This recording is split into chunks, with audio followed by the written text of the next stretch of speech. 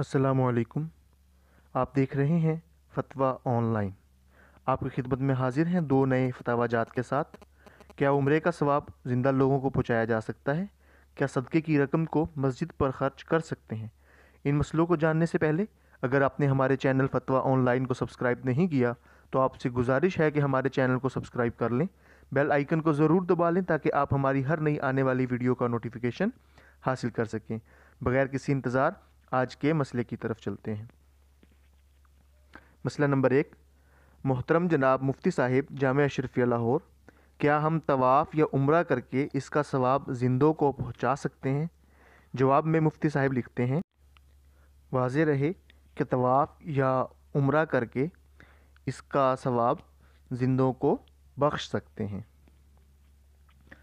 बगैर किसी इंतज़ार आज के दूसरे मसले की तरफ चलते हैं।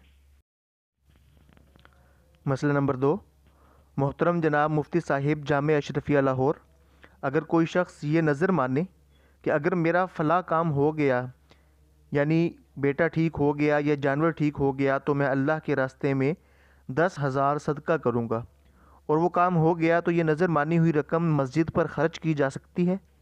यानी मस्जिद में कौन सा सदका लग सकता है? जवाब में मुफ्ती साहब फरमाते हैं, वाज़ेह रहे कि अगर किसी शख्स ने ये नज़र मानी हो कि मेरा फ़लाँ काम हो गया, मसलन बच्चा या जानवर ठीक हो गया, तो मैं इतने पैसे सदका करूँगा, फिर वो बच्चा या जानवर ठीक हो जाए तो इस रुपया को मस्जिद में देना दुरुस्त ना होगा, क्योंकि ये सदका वाजिबा है जिसका मस्जिद में लगाना दुरुस्त नहीं है, बल्कि फ़ुक़रा और मसाकीन पर ख़र्च किए जाएंगे। अलबत्ता नज़र के बगैर अगर वैसे ही मस्जिद में रुपया नफली सदक़े के तौर पर दिया तो ऐसा रुपया मस्जिद में इस्तेमाल करना दुरुस्त है।